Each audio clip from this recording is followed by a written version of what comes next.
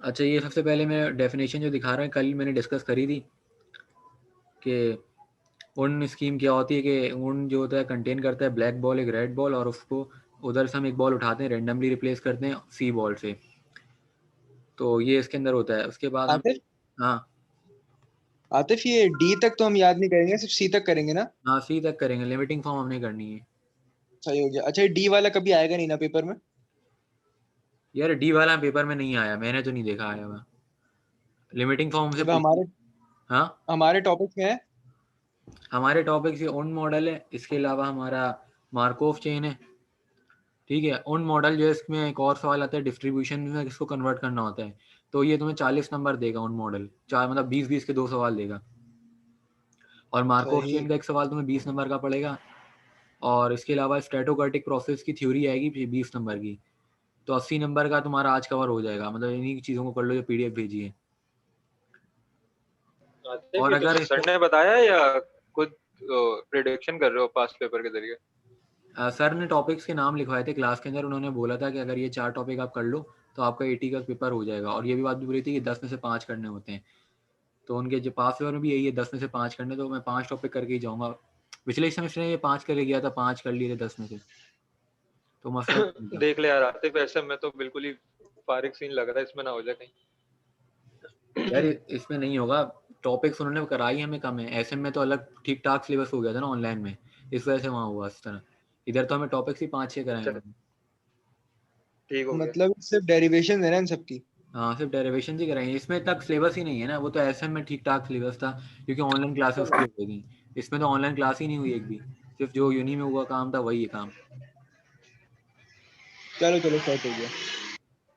ये तो मैं ये बता रहा था सबसे पहले ओन मॉडल की डेफिनेशन है, ये तुम लिख दोगे या आप समझने के लिए तुम्हारे लिए ज़रूरी है कि क्या होता है ये, कि इसमें एक ब्लैक बॉल होती है एक रेड बॉल होती है, हम रिप्लेस करते हैं सी से हम एडिशनली रिप्लेस कर रहे होते हैं।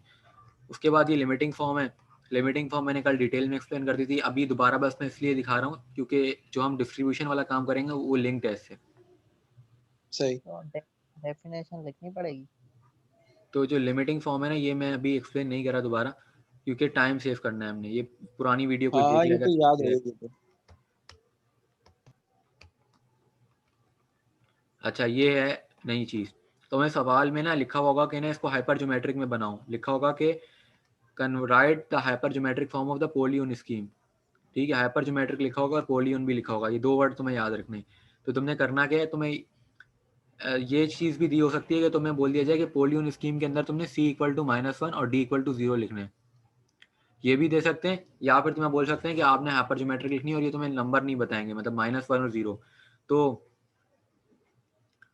जो तुमने ऊपर लिखा था ना लिमिटिंग फॉर्म जो बनाई थी पूरी हमने, उसके अंदर भी इसी तरह का था ना n और n1 का कॉम्बिनेशन और फिर b माइनस सी था। ठीक है, b प्लस सी था। ठीक है, तो हम यहाँ पे सी की जगह से -1 पुट करना और कुछ भी नहीं करना, पुरानी वाली इक्वेशन थी। ठीक है, और ये जो स्टेप है हमने याद करा था कि हम परमिटेशन लगा देते उसमें, तो इधर हमने बी और पी का परमिटेशन एन1 के साथ लगाना है, मतलब ये ना सिर्फ तुम्हें याद रखना है, ऊपर वाली इक्वेशन जो है वो तो वही है, उसमें तुमने सी की जगह -1 डाला और डी तो वैसे ही 0 है, तो तुम्हें डी का यूज ही नहीं है इधर भी, जो डी वाली इक्वेशन थी वो बनानी नहीं है, वही वाली बनानी है जो हमने लिमिटिंग फॉर्म में बनाई थी। और परमिटेशन देखो ब्लैक बॉल का हमने क्यों n1 के साथ बनाया, क्योंकि ब्लैक बॉल जो थी वो n1 में से निकली थी ना, और मतलब n1 हमारा एक सैंपल है और रेड बॉल n2 में से थी। आतिफ हाँ आतिफ, ये B-1 B-2 कैसे हुआ? देखो हमने कल पढ़ा था कि लिमिटिंग फॉर्म की जो इक्वेशन है वो मैंने बताई थी, दोबारा उस पर चला जाता हूँ मैं। सही सी, वो तो याद है, वो तो याद है, वो तो याद है। देख लो ना, b प्लस सी है ना, c की जगह -1 रखोगे तो b-1 आएगा। अच्छा अच्छा, सही सही सही सही सही सही। हाँ तो सही मैंने याद आ गया। मैंने ये इसलिए याद पहले कराई क्योंकि ये इससे 2 सवाल बन रहे हैं और प्लस पॉइंट है, हमें 40 नंबर तो सिर्फ एक सवाल दे रहे हैं, 2 सवाल आते हैं। सर ने खुद क्लास में बोला है कि ये सवाल उन्होंने हमें असाइनमेंट के तौर पे दिया था, उस टाइम किसी ने करा नहीं था, तो फिर उन्होंने बोला पेपर में ही देंगे ये। असाइनमेंट दिया था उन्होंने, बोला था मंडे को जमा कराओ, जब यूनी चल रही थी उस टाइम कोई नहीं कर सका था, मैं आता नहीं था, लेकिन अब समझ लिया मैंने, तो इतना मुश्किल नहीं है। उस इक्वेशन में -1 डाला, डी तो वैसे ही नहीं है, तो कोई मसले की बात नहीं है। ठीक है, उसके बाद हम आए ये मैंने बताया कि बी ब्लैक बॉल जो थी वो n1 से ली गई थी और रेड बॉल n2 से ली गई थी और n1 हमारा एक सैंपल है तो परमिटेशन लगा। और नीचे हमारा टोटल होता है, टोटल क्या ब्लैक और रेड दोनों 2 बॉल्स हैं हमारी और ये किसमें से टोटल हमारा n सैंपल है, इसका परमिटेशन लगाया। ठीक है, फिर मैंने बात बोली थी कि परमिटेशन जो है वो हम ख़त्म कर सकते हैं अगर पीछे कॉम्बिनेशन लग रहा हो। तो कॉम्बिनेशन हमने कॉम्बिनेशन जो ये वाला था ये ख़त्म कर दिया और परमिटेशन ये वाला ख़त्म कर दिया, सिर्फ एक कॉम्बिनेशन आ गया। तो ये पिछली वाली लॉजिक सी रिपीट हो रही है। तो ये फॉर्म बन गई, तो ये तुम्हारी फॉर्म बन गई हाइपरज्योमेट्रिक की। ये जो फॉर्म है ये हाइपरज्योमेट्रिक की फॉर्म बन गई। बस इतना सा काम था। अच्छा, सवाल जो आएगा ना 20 नंबर का, उसके अंदर सिर्फ हाइपरज्योमेट्रिक नहीं आएगी, उसमें बायनोमियल भी बोल देंगे और भी चीज़ें बोलेंगे। मतलब 4 पार्ट देंगे 5-5 नंबर का, ये एक सीन है। मतलब हाइपरज्योमेट्रिक के तुम्हें 5 नंबर मिलेंगे। तो इसमें फिर आगे तुमने वही वर्डिंग लिखनी है कि जब हम c को -1 रखेंगे और d को 0 रखेंगे तो ये हाइपरज्योमेट्रिक बन जाएगा। बस ये इतना सी वर्डिंग है। उसके बाद पार्ट 2 जो आएगा सवाल का वो भी लिखा हुआ है। पार्ट 2 पे आ जाते हैं। पार्ट 2 में क्या करना है, c = 1 d = 0। तो यहाँ पे क्या आएगा, b+1 आ जाएगा। सेम वही स्टेप रिपीट होंगे। ठीक है, लेकिन अब यहाँ पे थोड़ा सा चेंज आ गया। तो ये चेंज तुम्हें कुछ ना कुछ तो इसमें मेमोराइज करना पड़ेगा। ऐसा नहीं है कि बिल्कुल हलवा होगा कि बस c1 रखोगे हो जाएगा। तुम्हें कुछ चीज़ें याद करनी है, वो प्रैक्टिस रिक्वायर्ड करती हैं। तो यहाँ पे तुमने क्या करना है, b तो वही है लेकिन उसके साथ n1 - 1 का कॉम्बिनेशन है और ऊपर जो थे हम, ऊपर सिर्फ n1 था। ठीक है, अब इसकी वजह क्या बनी थी, इसकी वजह ये बनी थी कि ऊपर जो मेन इक्वेशन है लिमिटिंग फॉर्म वाली, वहाँ पे n1 के साथ c आता था।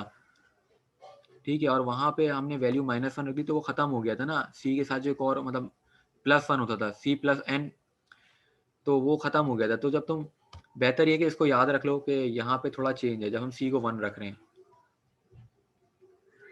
तो c को 1 रखा हमने और फिर हमने ये करा कॉम्बिनेशन था इधर, इस जगह पे मैंने बोला था कॉम्बिनेशन और इधर परमिटेशन है। तो हम ख़त्म कर देंगे इस वाले कॉम्बिनेशन को और इस वाले परमिटेशन को, तो सिर्फ एक कॉम्बिनेशन बनेगा किसका, ये ऊपर वाले b + n1 - 1 का n1 के साथ।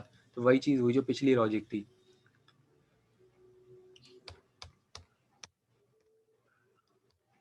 अच्छा, अब ये एक आइडेंटिटी है, ये आइडेंटिटी तुम्हें याद रखनी है। आइडेंटिटी ये कहती है कि अगर ऐसी फॉर्म है ना, ये फॉर्म जो तुम्हें नज़र आ रही है, ये वाली फॉर्म a + r और -1 का कॉम्बिनेशन r के साथ, तो हम इसको इस तरीके से लिख सकते हैं। ठीक है, ये इसके बराबर है।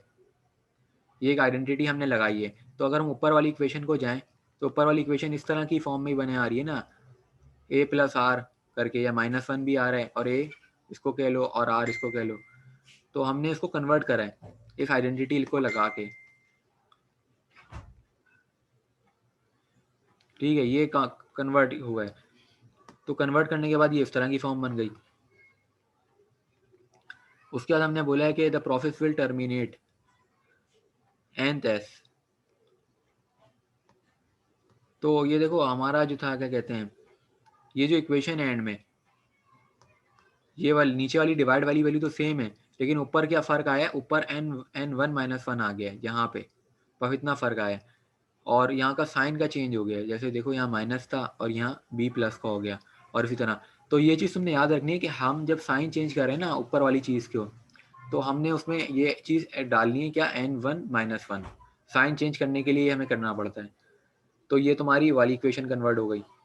अब हम तीसरे पार्ट पर आ जाते हैं। तीसरे पार्ट में हमने क्या करना है, c0 और d0, ठीक है, ये रखने हैं। अब c0 रखा, d0 रखा, तो अब इसमें तुमने एक बात याद रखनी है कि तुमने डायरेक्ट 0 नहीं रखना, कि जो तुम्हारी लिमिटिंग फॉर्म वाली इक्वेशन थी उसमें तुम डायरेक्ट 0 रख दो। जैसे यहाँ पे 0 रख दो और तुम बोलो यार अब तो मंजिल आसान हो गई, सब कुछ हो जाएगा, ऐसा नहीं है। तुमने करना क्या है कि c को कॉमन लेना है।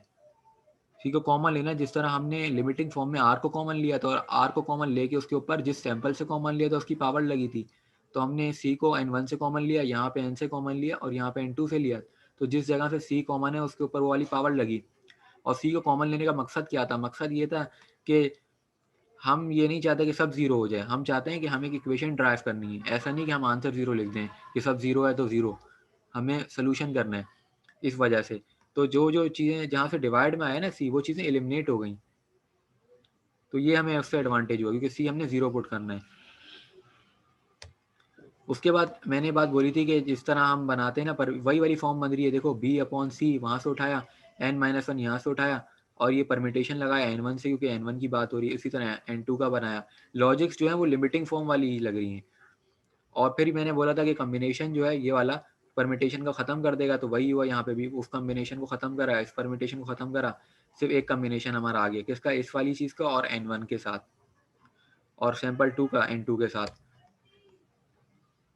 फिर हमने वही वाली आइडेंटिटी लिखी जो हमने पहले लिखी थी, वो आइडेंटिटी लगा के हमने इसको और सिंप्लीफाइड फॉर्म में लिख दिया, तो हमारी एक फॉर्म बन गई।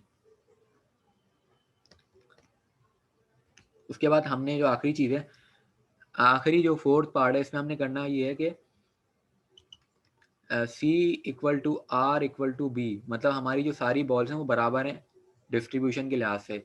मतलब जैसे होता है ना कि कोई बॉल ज़्यादा नहीं है, कोई बॉल कम नहीं है, बराबर है। और जो D है वो हमने 0 लेना है। तो यहाँ पे हमारे लिए आसानी होगा कि C की जगह हमने B लिख दिया डायरेक्ट, जैसे B प्लस C था तो हमने B प्लस B लिख दिया, और हर जगह हमारे लिए सिंपल हो गया। फिर हमने क्या करा, B कॉमन ले लिया जिस तरह हम पहले लेते थे, और जिस जगह से कॉमन लिया पावर में उसका सैंपल का रिप्रेजेंट कर दिया, जैसे n1 से लिया ये n से लिया। आतिफ क्या आतिफ ये तुम ये इसका बता रहे हो ना कि ये हाइपर ज्योमेट्रिक भी हो सकती है, बायनोमियल भी हो सकती है, हाँ, और पोजॉन भी हो सकती है डिस्ट्रीब्यूशन। देखो सवाल की मैं बात करूँ ना, तो इधर क्या होगा, इधर ये लिखा होगा कि हमारा जो है ब्लैक बॉल्स और रेड बॉल्स जो हैं वो बराबर हो गई, ठीक है। डिस्ट्रीब्यूशन नहीं लिखा होगा चौथे पार्ट की, अगर मैं बात करूँ यहाँ लिखा होगा कि जो ऑल बॉल्स हैं वो इक्वल हो गई हैं, बराबर हैं, इस तरह की। तो बराबर का मतलब तुम समझ जाओगे कि तुमने सारी बॉल्स को इक्वल लेना है, मतलब C की जगह B लिख दोगे। और ऊपर वाले पार्ट पे अगर जाएं तो यहाँ पे बोलेंगे कि हमारी जो C बॉल है वो नहीं है, मतलब C बॉल को बोल देंगे कि 0 है, सिर्फ हमें डील करना होगा ब्लैक और रेड बॉल के लिए, तो D बॉल भी हमारी 0 होगी, ये हमें बताया हुआ होगा। नहीं तो अगर ये ना बताएं तो इसके अलावा क्या बताएंगे? भाई मैं बता रहा हूँ, अगर इसके अलावा तुम्हें कुछ भी ना बताए ना, तुम इसका रट्टा लगा लो और तुमने इसी सीक्वेंस से काम करना है। पहला हाइपरज्योमेट्रिक का है, फिर ये जो 4 पार्ट है ना इसी सीक्वेंस से हैं, इसमें कोई मसले की बात नहीं है, समझ रहे हो। अच्छा, मतलब सवाल इसका आया तो बस ये पूरा लिखना है। पूरा तुमने लिखना है, चाहे सवाल में वो आधा सवाल दें, कुछ भी नहीं, एंड में बोलेंगे मैंने कराया पूरा था, आपने लिखा क्यों नहीं, वो इस तरह करते हैं। नहीं तो चलो बस आसिफ सेट अगर हो वो गया। सिर्फ हाइपर ज्योमेट्रिक मांगे तो हम सिर्फ हाइपर ज्योमेट्रिक करके छोड़ नहीं सकते, हम पूरा क्यों नहीं कर छोड़ रहे हैं? सकते ना, मसला ये है कि तुम हाइपरज्योमेट्रिक करके छोड़ दोगे, लेकिन क्लास में और बंदे पूरा रट के गए, वो पूरा लिख के हैं ना, तो वो फिर चेकिंग उस लिहाज से करते हैं, किसी एक ने पूरा लिखा फिर वो काटते हैं। तो मैं बोलूंगा पेपर भरो, नंबर तुम लोग को ज़्यादा अच्छे मिलेंगे।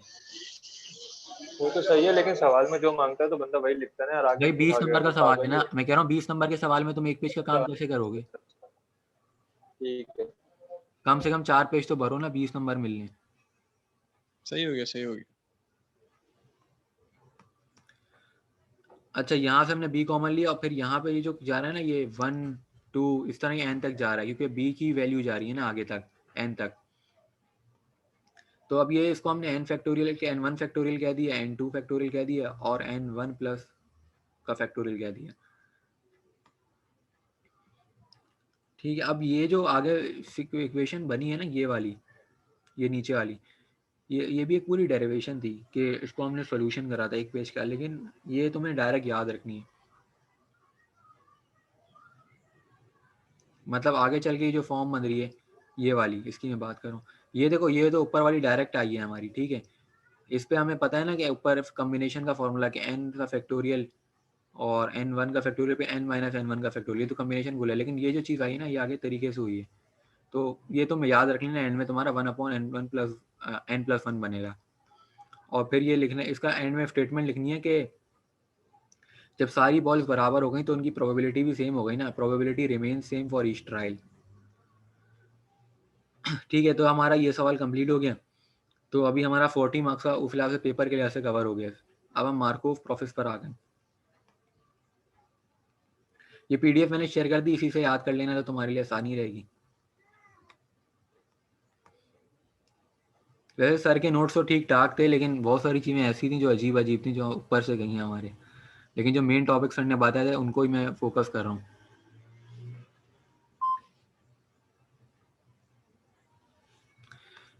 अच्छा, मार्कोव प्रोसेस जो है ये एक स्टैटोकार्टिक प्रोसेस है,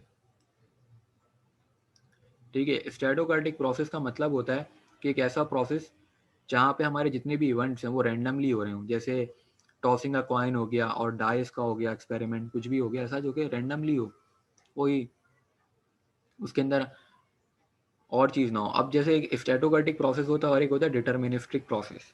डिटर्मिनिस्टिक प्रोसेस वो होता है जिसके अंदर हमारे आउटकम डिटरमाइंड पहले से हो और यहाँ रैंडमली होते हैं। जैसे कुछ ऐसे प्रोसेस भी होते हैं जिनमें पता होता है कि हमारा रिजल्ट क्या आएगा, लेकिन यहाँ पे हम स्टैटोकार्टिक की बात कर रहे हैं। तो स्टैटोकार्टिक प्रोसेस के बारे में लिखा था, ये तुम्हें थ्योरी का सवाल है, ये डेरिवेशन ही ये रट्टा लगाना है, लेकिन मैं बता रहा हूँ कि है क्या चीज़। उसके बाद लिखा है the phenomena that evolve as a random function.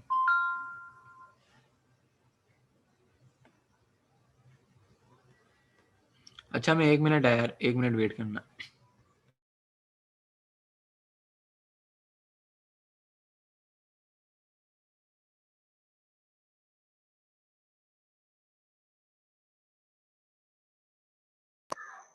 Jafri हाँ जनी, डेमो डेमो होगी तुम्हारी। तो डेमो का भी मुझे स्पेलिंग याद ही नहीं हुई सही तरीके से, तू सब्जेक्ट की बात कर रहा है। वो किधर है? असद भाई का है, असद भाई। हाँ अरे मेरी मेरा जान बोल। किधर हो तुम? तैयारी हो गई? नहीं भाई क्या पागल हो गए? मुझे कह रहे हो रिकॉर्डिंग यार चल रही है, रिकॉर्डिंग चल रही है, तहजीब में रहना जरा। जी जी चलो मैं मुझे आ कह गया, रहे हो कि ठीक है। चुप हो अच्छा जाओ। तो स्ट्रेटोकार्टिक प्रोसेस की मैं बात कर रहा था कि ऐसा प्रोसेस है जो यहाँ जो भी रैंडमली इवेंट्स होते हैं उसका, तो यहाँ पे लिखा हुआ है कि रैंडम फंक्शंस कि ऐसा प्रोसेस जो कि ये थ्योरी है, तो उसमें लिखा हुआ है the phenomena that evolve as a random function of time is called stochastic process. तो जो भी रैंडम फंक्शन है हमारे टाइम का, मतलब रैंडम प्रोसेस तो है लेकिन वो भी एक टाइम फ्रेम में हो रहा है ना, एक टाइम में एक इवेंट अकर होता है, तो उस लिहाज से टाइम की बात की गई है। इसके बाद लिखा हुआ है the daily price level of the yield is observe over a period of 2 years. जैसे किसी भी चीज़ की प्राइस होती है वो स्ट्रेटोकार्टिक प्रोसेस होती है, रैंडमली बढ़ती है, हमें नहीं पता कि आज की इस कम्युनिटी की प्राइस कहाँ तक जाएगी। तो प्राइस का इंक्रीज होना एक स्ट्रेटोकार्टिक प्रोसेस है। फिर उसके बाद अगली एग्जांपल लिखी है the record of the numbers of individual born in each of the first. अच्छा ये जो हमारी पॉपुलेशन इंक्रीज होती है ये भी एक स्ट्रेटोकार्टिक प्रोसेस है, इसका हमें नहीं पता कि मतलब ये डिटर्मिनिस्टिक नहीं है, कोई भी नहीं बोल सकता आज इतने लोग पैदा होंगे क्या होगा। ये सारी बातें जो होती हैं ये स्ट्रेटोकार्टिक होती हैं, रैंडमली इवेंट होते हैं ये। तो इसकी एग्जांपल लिखिए। तो अब मैं ये तुम लोग को मशवरा दूंगा कि ज़रूरी नहीं तुम इन्हीं एग्जांपल का रट्टा लगाओ, अपनी मर्जी से एग्जांपल लिख सकते हो कि number of accident on the road, कुछ भी लिख दो, मसला थोड़ी है। बस तुमने बताना है अपनी वर्डिंग में कि स्ट्रेटोकार्टिक प्रोसेस एक ऐसा प्रोसेस है जो कि टाइम फ्रेम में तो होता है लेकिन रैंडम होता है, उसके बारे में हम कुछ कह नहीं सकते कि क्या होगा। उसके बाद हमने बोलना है कि आगे इन्होंने एक और एग्जांपल दी है कि रेडियो एक्टिव कुछ, ये इलेक्ट्रोमैग्नेटिक कुछ, ये चीज़ में समझ नहीं आई लेकिन कुछ भी एग्जांपल लिख सकते हो, यहाँ कोई ऐसा नहीं है कि तुमने यही लिखनी है। उसके बाद हमने लिखना है डिस्क्रीट टाइम स्ट्रेटोकार्टिक प्रोसेस। देखो डिस्क्रीट और कंटिन्यूस का कॉन्सेप्ट हमें पता है। डिस्क्रीट कहते हैं कि 1 2 3 और कंटिन्यूस कहते हैं 1.2 1.3, मतलब पॉइंट्स में वैल्यू होती है।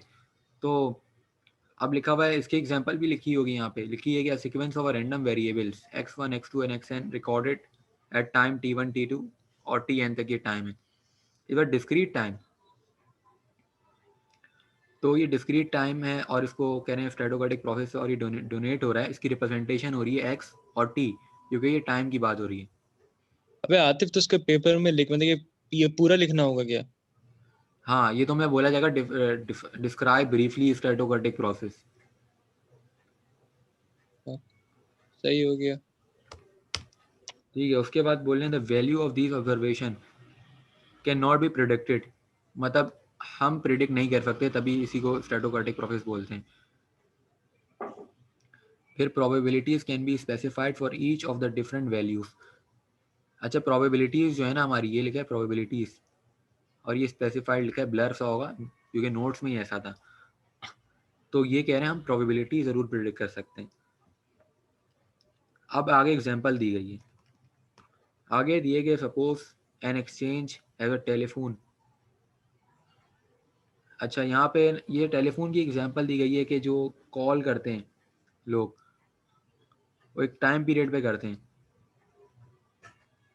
और जो अब टाइम नोटिस हो रहा है वो इंटरवल हो रहा है 2 मिनट से लेकर यूज हो रहा है। तो जो भी टाइम हमारा हो रहा है उस कॉल पे हम बात करें तो उसको हमने लिखा कि नंबर ऑफ लाइंस। अब इसको ना डिफरेंट वे में हमने लिखा हुआ है कि x1 हम इसको कह रहे हैं, x उसको कह रहे हैं, कि नंबर ऑफ लाइंस जो कॉल हमारी जा रही हैं वो पहले उस टाइम इंटरवल में रिकॉर्ड हुई, और x2 जो है वो दूसरे टाइम इंटरवल में, मतलब 2 मिनट के बाद लिखा हुआ है कि 2 मिनट से पहले जो कुछ रिकॉर्ड हुआ कॉल का डेटा वो x1 है, और 2 मिनट के बाद जो वो x2 है। तो एक सिर्फ एक एग्जाम्पल है, मैं कहूँगा, मैं तो कभी भी रट्टा नहीं लगाऊंगा, मैं समझ लिया, मैं अपनी वर्डिंग में कुछ भी लिख के आ जाऊंगा कि 2 मिनट तक हमने देखा किसी हॉस्पिटल में इतने बंदे मरे और 2 मिनट बाद इतने मरे, कुछ भी लिख दो भाई, मसला थोड़ी है, ये थ्योरी है। अच्छा, मार्कोव प्रोसेस के ऊपर आ जाते हैं हम। स्टैटोकार्टिक प्रोसेस जो था वो इसलिए हमने पढ़ा क्योंकि मार्कोव प्रोसेस जो है वो एक स्पेशल टाइप है, लिखा हुआ है Markov process is a special type of stochastic process. तो स्टैटोकार्टिक प्रोसेस को हमने सिर्फ डिफाइन करा और उसकी कुछ एग्जांपल्स दी हैं, उसकी कोई डेरिवेशन मौजूद नहीं है। मार्कोव प्रोसेस जो है वो एक स्पेशल टाइप है स्टैटोकार्टिक प्रोसेस की, और यहाँ पे बात बोली जा रही है कि at any given time N, time की बात की जा रही है यहाँ पे, the current state of X N and the previous state of X N minus one, कि जो हमारा प्रेजेंट टाइम है उसकी बात की जा रही है और जो पिछला गुजरा हुआ टाइम है उसकी बात की जा रही है, और जो प्रोबेबिलिटीज़ हैं हमारी फ्यूचर की उसकी बात की जा रही है, और उसको हमने एक्स जे से रिप्रेजेंट करा।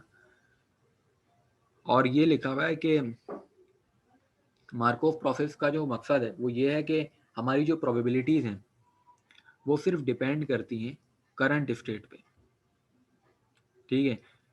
और ये लिखा हुआ है do not depend on the earlier states, कि जो प्रोबेबिलिटीज़ हैं हमारी वो करंट स्टेट पे डिपेंड करती हैं, पिछले पे नहीं करती। अभी जो हो रहा है उसको देख के हम प्रोबेबिलिटी निकालते हैं, पिछले डेटा को देख के नहीं निकालते हैं मार्कोव प्रोसेस में। देखो, स्टैटोकार्टिक प्रोसेस के बारे में बताया कि रैंडम प्रोसेस है, लेकिन हम इसकी प्रोबेबिलिटी निकाल सकते हैं। तो प्रोबेबिलिटी निकालने के लिए हमने एक प्रोसेस चूज करा जिसको हम मार्कोव प्रोसेस कहते हैं, और इस प्रोसेस में हम करंट स्टेट के जरिए से देखते हैं प्रोबेबिलिटीज, अर्लियर स्टेट्स को नहीं देखते हम।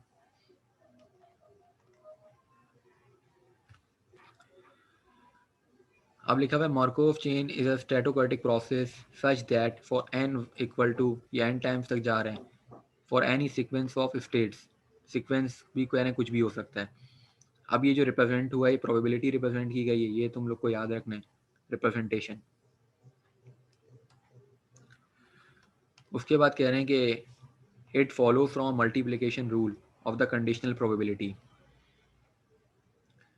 मल्टीप्लिकेशन रूल था ना हमारा कंडीशनल प्रोबेबिलिटी में, कि जब कोई भी दो प्रोबेबिलिटीज जो कि एक दूसरे से इंडिपेंडेंट होती हैं तो हम उन दोनों का प्रोडक्ट कर लेते हैं टोटल प्रोबेबिलिटी मालूम करने के लिए। तो इसलिए यहाँ पे प्रोबेबिलिटी निकालने के लिए हम मल्टीप्लिकेशन प्रोसेस यूज करेंगे। अब ये सिर्फ देखो, कुछ भी डेरिवेशन इसमें ऐसा नहीं है, सिर्फ थ्योरी है। तो ये जो लिखा हुआ है ये रिप्रेजेंटेशन है, ठीक है।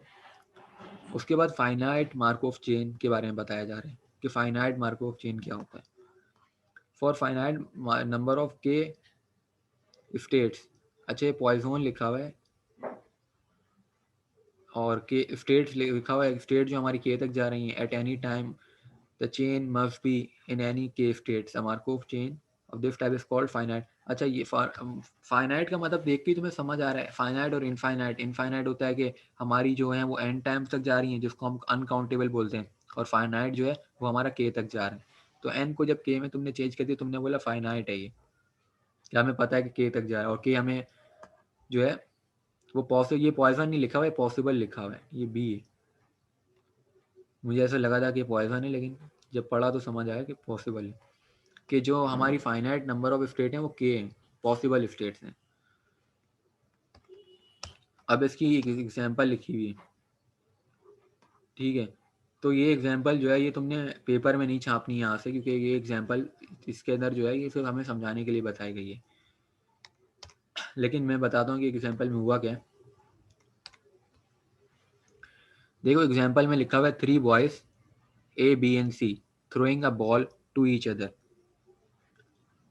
A always throws ball to B and B always throws ball to C, but C is just as likely to throw the ball to B as to A. मतलब ये बोला जा रहा है कि 3 लड़के हैं जिनमें से हर एक का नाम A B C रख दिया और वो एक दूसरे के ऊपर बॉल फेंक रहे हैं, और जो B वाला है वो बी पे ही थ्रो करता है, मतलब बी बॉल बी पे ही फेंकता है, और जो सी वाला सी, लेकिन जो ए वाला है वो लाइकली है, मतलब सी वाला जो है, बल्कि सी वाला जो है बंदा है वो लाइकली है। देखो ए वाला जो है हमारा वो फेंक रहा है बी पे, ठीक है, और बी जो है वो फेंक रहा है सी पे, लेकिन जो सी है ना वो दोनों पे बराबर फेंक रहा है बॉल्स, ठीक है। तो पहली चीज़ तो तुम्हें क्लियर हो रही है कि प्रोबेबिलिटीज तुम्हें जो नीचे बना हुआ है इससे तुम्हें आइडिया होगा। देखो ए वाला जो है, ए ये रहा बंदा किस पे फेंक रहा है, बी पे फेंक रहा है, तो बी पे प्रोबेबिलिटी 1 आ रही है, मतलब सिर्फ इसी पे फेंक रहा है ना ये, और जो बी वाला है वो सिर्फ सी पे फेंक रहा है, ठीक है, तो इसलिए 1 आ रही है। और जो सी वाला है वो दोनों पे बराबर फेंक रहा है, लिखा हुआ है इक्वली लाइकली, तो दोनों पे हाफ हाफ आ गई। तो तुम्हें पेपर में सवाल आ सकता है किस तरीके का, इस तरीके का जिसमें वर्डिंग लिखी होगी और कंडीशंस लिखी होंगी इसी तरह की, और तुमने इसी तरह एक ये मैट्रिक्स बनाना है, मैट्रिक्स, और इस मैट्रिक्स का नाम है ट्रांजिशन मैट्रिक्स। तुम्हें बोल दिया जाएगा इसी तरह ही, हो सकता है कि ये एग्जांपल ही दे दें सर कि इस तरह की, और बोला जाएगा कंस्ट्रक्ट द ट्रांजिशन मैट्रिक्स। तो ये भी बहुत आसान सवाल होता है, तुमने सवाल अंडरस्टैंड करना है और उससे तुमने आइडिया लगाने के बाद क्या हो रही है। बात यही हो रही थी कि जो ए है वो बी पे फेंकता है सारी बॉल्स अपनी, और बी जो है वो सी पे फेंकता है, और जो सी है वो इंसाफ से दोनों को बराबर फेंक रहा है, तो सी की प्रोबेबिलिटी हाफ हो गई, उन सबकी 1-1 हो गई, और बाकी सारी प्रोबेबिलिटी 0 हो गई। तो उसके बाद हम आए ट्रांजिशन प्रोबेबिलिटीज़ पे। तो ये ट्रांजिशन मैट्रिक्स से ऊपर वन है और ट्रांजिशन प्रोबेबिलिटीज़ की बात हो रही है।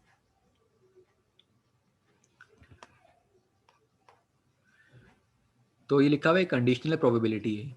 तो तुम कंडीशनल प्रोबेबिलिटी तुम्हें पता है क्या होती है? कंडीशनल प्रोबेबिलिटी ये होती है कि अगर यहाँ 1 आ गया तो वहाँ 0 लाजमी होगा, क्योंकि टोटल प्रोबेबिलिटी 1 होती है, और अगर यहाँ हाफ आ गया तो यहाँ भी हाफ आएगा, क्योंकि प्रोबेबिलिटी 1 होती है। मतलब एक प्रोबेबिलिटी दूसरी प्रोबेबिलिटी से लिंक्ड है, तो इसी को कंडीशनल प्रोबेबिलिटी कहते हैं। उसके बाद बोलने के मार्कोव चेन जो है वो स्टेट जे जो है वो टाइम जो उस टाइम n+1 था और स्टेट i पे n था, ठीक है, और जो प्रोबेबिलिटी आई जे वो ट्रांजिशन प्रोबेबिलिटी कहलाती है। ये सब एक थ्योरेटिकल बात बोली जा रही है। देखो आई जे के क्या होता है मैट्रिक्स में, इस कॉलम को तुम बोलोगे आई, इसको जे बोलोगे और आखिरी को के बोलोगे, तो ये उस टर्म्स में बात कर रहे हैं। मतलब अगर किसी को ये हो रहा है आई जे क्या हो रहा है, तो ये मैट्रिक्स का हमें पता है कि मैट्रिक्स की बात हो रही है। फिर उसके बाद आ जाते हैं स्टेशनरी ट्रांजिशन प्रोबेबिलिटीज़ पे। तो स्टेशनरी ट्रांजिशन प्रोबेबिलिटीज़ में होता है कि when transition probabilities are same to every time period. मतलब अभी तक हम बात कर रहे थे ना, स्टैटोकार्टिक प्रोसेस जो होता है वो एक टाइम फ्रेम में होता है, लेकिन जब हम टाइम को ख़त्म कर दें या बोलें कि टाइम सबके लिए बराबर है, और तब हम प्रोबेबिलिटीज़ की बात करेंगे। जैसे तुम कोई भी इवेंट की बात करते हो तो तुम बोलते हो कि 10 साल बाद ये हो जाए, तो तुम टाइम रखते हो ना अपनी प्रोबेबिलिटी कैलकुलेट करने में, या अगर लाइफ एक्सपेक्टेंसी हम कैलकुलेट करते हैं तो उधर भी हम टाइम की बात करते थे। तो इधर हमने क्या करना है, टाइम को स्टेशनरी कर देना है, टाइम के ऊपर बात नहीं करनी, हम सिर्फ प्रोबेबिलिटी की बात कर रहे हैं, तो वो स्टेशनरी होती है। और इसकी एग्जांपल मैं ऐसे दूंगा कि जैसे टॉसिंग अ कॉइन है, तो वो हमारे लिए स्टेशनरी प्रोबेबिलिटी का काम करती है। उसमें हम ये नहीं बोलते कितने टाइम में आपका हेड है, कितने टाइम में टेल है, हम सिंपल बोलते हैं कि, और वो डिटर्मिनिस्टिक प्रोसेस होता है। पहली बात तो ये कि हमें पता होता है कि हेड या टेल आएगा, ठीक है। लेकिन स्ट्रेटोकार्टिक प्रोसेस जो होता है ना वो हमारा डाइस वाला होता है, क्योंकि जिसके अंदर 6 आउटकम होते हैं जिसमें हमें पता नहीं होता, और डिटर्मिनिस्टिक वो होता है जिसमें सिर्फ 2 आउटकम होते हैं, कि हमें पता है कि हेड आएगा तो टेल आएगा। अब हमारा जो अगला प्रोसेस है पॉइजन प्रोसेस है। ये पास पेपर में मैंने नहीं देखा, लेकिन अब ये बात है कि हमने सारे टॉपिक करने थे जो मतलब इम्पोर्टेंट लग रहे हैं मुझे, तो इस टॉपिक को भी देख लेते हैं कि प्रोसेस उसी नोट्स में ही है। मुझे एक बात बताते, ये जो हम सारे प्रोसेस कर रहे हैं इनके उस पे वो सवाल तो नहीं देते का बाबला? मैंने तुम्हें बात तो यही तो बोली, सवाल दे सकते हैं भाई। देखो ये पहला सवाल जो आया इसमें क्या नहीं तुमने नहीं, करा इसका है? तो समझ आ गया, हाँ इसका तो समझ आ इसी गया। तरह का ही सवाल आएगा। तुमने अब अगर पढ़ बोसॉन का वो वो देखो स्ट्रेटोकार्डिक प्रोसेस पूरी थ्योरी है और मार्कोव की भी थ्योरी है, लेकिन ट्रांजिशन मैट्रिक्स का सवाल इस तरह ही आएगा कि तुम्हें ये वर्डिंग लिखी होगी, तुमने बस एक मैट्रिक्स क्रिएट करना है इस तरीके से। और सही। ये बिल्कुल और आसान जैसे अभी सवाल है यार। पोजन हाँ जैसे पोजन प्रोसेस कर रहे हैं, इसका भी सवाल आ सकता है। देखो मैं तुम्हें बोलूंगा कि अगर सवाल आता है ट्रांजिशन मैट्रिक्स का तो तुम उसमें पॉइजन प्रोसेस भी लिख के आ जाना, क्योंकि पेपर जितना भरोगे उतना तुम्हारे लिए बेनिफिट है मार्क्स गेन करने के लिए। और ये उसी अबे के तो साथ। मतलब इस सवाल हाँ शुरू कहाँ से होगा ये? सवाल शुरू कहाँ से होगा? सवाल देखो, हम जो थ्योरी पे हम आए थे, ऊपर से आते हैं। ये पहला सवाल हो गया तुम्हारा स्ट्रेटोकार्डिक प्रोसेस क्या होता है, ठीक है, क्वेश्चन 1 समझ लो ये। इसको तुमने कहाँ से लिखना है, ये वहाँ से शुरू करना है ऊपर से, और तुमने कहाँ पे ख़त्म कर देना है। मार्कोव प्रोसेस भी इसके अंदर ही शामिल है क्योंकि उसी के साथ है, मार्कोव चेन भी उसी के साथ है, फाइनाइट मार्कोव सही। चेन भी उसी के साथ है यहाँ तक, ठीक है। फाइनाइट मार्कोव चेन तक तुम्हारा स्ट्रेटोकार्डिक प्रोसेस होगा। अब सवाल में सही। स्ट्रेटोकार्डिक बोला जाए या मार्कोव बोला जाए, करना तुमने एक ही काम है, थ्योरी है। और ट्रांजिशन मैट्रिक्स का जो सवाल आएगा वो इस तरीके से एग्जांपल के तौर पे तुम्हें बता दिए गए, इस तरीके से आएगा और तुमने से एक मैट्रिक्स क्रिएट करना है ये। लेकिन सही। जब तुम मैट्रिक्स क्रिएट कर दोगे तो तुमने थ्योरी भी थोड़ी भरनी है कि 20 नंबर का सवाल होगा, इस तरह करोगे तो वो नहीं देंगे नंबर। तुमने फिर थ्योरी लिखनी है कि ट्रांजिशन प्रोबेबिलिटीज क्या होती है, स्टेशनरी क्या होता है, थोड़ा बहुत बताना होगा। फिर पॉइजन प्रोसेस भी तुम बता दो तो बेहतर रहेगा क्योंकि इसी के साथ के टॉपिक है ये। तो तुम्हारे 4 सवाल हो जाएंगे, मतलब 2 तो वो वाले बता दिए मैंने शुरू के ओन प्रोसेस वाले, और अभी ये थ्योरी के 2 बता दिए। सही हो गया। तो पॉइजन प्रोसेस जो होता है काउंटिंग प्रोसेस होता है, और इसको हम कहते हैं एन टी। एन जो है वो कोई भी तुम्हारा नंबर होगी, और T with respect to time, और लिखा हुआ है कि स्टार्ट एट टाइम, और टाइम हमारा 0 से स्टार्ट होता है हमेशा, और कहाँ कहाँ तक जाता है, and counts the occurrence of the events, और जितने इवेंट्स हो रहे हैं वहाँ तक हम काउंट करते चले जाते हैं। और there events is generally called arrivals, जितने भी इवेंट्स होते हैं उनको हम अराइवल कहते हैं, because counting process are most often use to model the arrivals of the customer at the service faculty. तो कह रहे हैं कि जिस तरह हमारा पॉइजन प्रोसेस होता है, इसमें ये जो एन है, एन समझो कि नंबर ऑफ अराइवल्स हो गए तुम्हारे, और ये स्टार्ट हो रहे हैं टाइम पे, टाइम तुम्हारा 0 था, और तुमने काउंट करा इवेंट्स को, और जो तुम्हारे इवेंट्स हैं वो हकीकत में अराइवल हैं, लोगों का आना, और जितने लोग तुम्हारी दुकान पर है उन सबको तुम काउंट करते चले गए। तो ये तुम्हारा सिंपल पॉइजन प्रोसेस है। उसके बाद इसको हकीकत में काउंटिंग प्रोसेस कहते हैं, और इसकी डेफिनेशन लिखी हुई है, अ स्ट्रेटोकार्डिक प्रोसेस एंड मतलब नंबर्स और time in a country in a counting, अच्छा काउंटिंग है, कंट्री लगा मुझे, in a counting process if every sample function. अब जो तुम्हारा सैंपल फंक्शन है उसको रिप्रेजेंट इस तरह करें 0 से, क्यों, क्योंकि स्टार्ट 0 से होता है हमारा, और जो टी है तुम्हारा उस टाइम 0 से कम था, मतलब यहाँ पे इक्वल का साइन भी आएगा क्योंकि इक्वल देन और लेस देन होता है,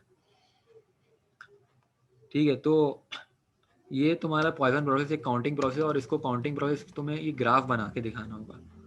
देखो पहला जो है तुम्हारा जब शुरू हुआ, जब तुम्हारा टाइम 0 था, टाइम के नीचे जो है लाइन ग्राफ ये टाइम के लिए, और ऊपर नंबर्स के लिए। तो नंबर समझो यहाँ पे बढ़ते चलेगा, ये 1 हो गया, ये 2 हो गया। अच्छा सर ने यहाँ पे बनाए इस तरीके के ग्राफ है, पेपर में तुम ये करके आओगे तो नंबर काट देंगे, तो तुम्हें पेपर में यहाँ पे नंबरिंग शो करनी पड़ेगी ग्राफ में। तो तुम देख रहे हो हमारा 0 टाइम पे 0 था, फिर टाइम थोड़ा बड़ा तो 1 हो गया, 0 टाइम जैसे ये स्टार्ट है हमारा, 0 से स्टार्ट होता है हमारा, फिर 1 पे 1, इस तरीके से काउंटिंग प्रोसेस है ये।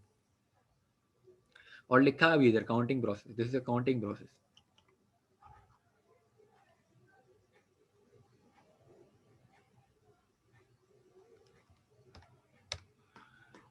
अब इसकी मजीद एक्सप्लेनेशन दी है कि पॉइजन प्रोसेस क्या है। तो पॉइजन प्रोसेस में ये बोला जा रहा है when time is a random variable and the rate of occurrence of an event is fixed, the occurrence of the event is small interval. अच्छा जो हमारा इंटरवल का टाइम है उसको हम डेल्टा टी कहते हैं, क्योंकि चेंज इन टाइम होता है ना, 0 से फिर हमारा मैक्सिमम टाइम जहाँ तक गया वो, और उसी टाइम में हमने रिकॉर्डिंग करी जो भी मतलब हमारा डेटा था।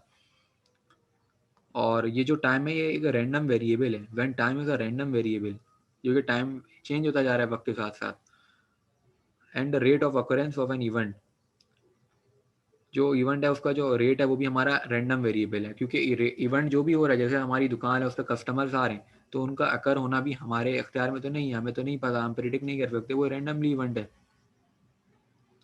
और जो भी हमारी सक्सेस है वो फिक्स्ड है, और उस सक्सेस को हम लैम्डा कह रहे हैं क्योंकि पॉइजन का मीन लैम्डा होता है। तो उसमें बोल रहे हैं the occurrence of events of for small interval at time, जो हमारा स्मॉलेस्ट इंटरवल है उसको हमने डेल्टा टी कह दिया, मतलब चेंज इन टाइम।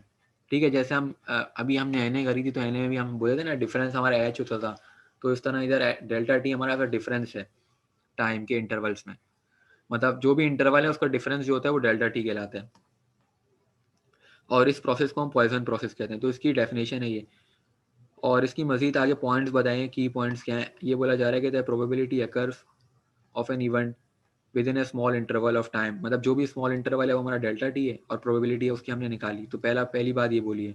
फिर ये बोले there no more than one events can occur in a small interval, जो हमारा इतना सा इंटरवल है उसके अंदर सिर्फ एक ही इवेंट अकर होगा, उससे ज़्यादा इवेंट नहीं हो सकते। मिसाल के तौर पे हमारी जैसे एक शॉप है जहाँ पे लोग फ़ोन कॉल करने जाते हैं, और वहाँ पे कम से कम लोग 1 मिनट की कॉल करते हैं, तो हम बोलेंगे ना कि 1 मिनट का जो हमारा इंटरवल है उसके अंदर एक ही इवेंट होगा, मतलब एक ही बंदा कॉल करेगा, 2 बंदे तो नहीं कर सकते।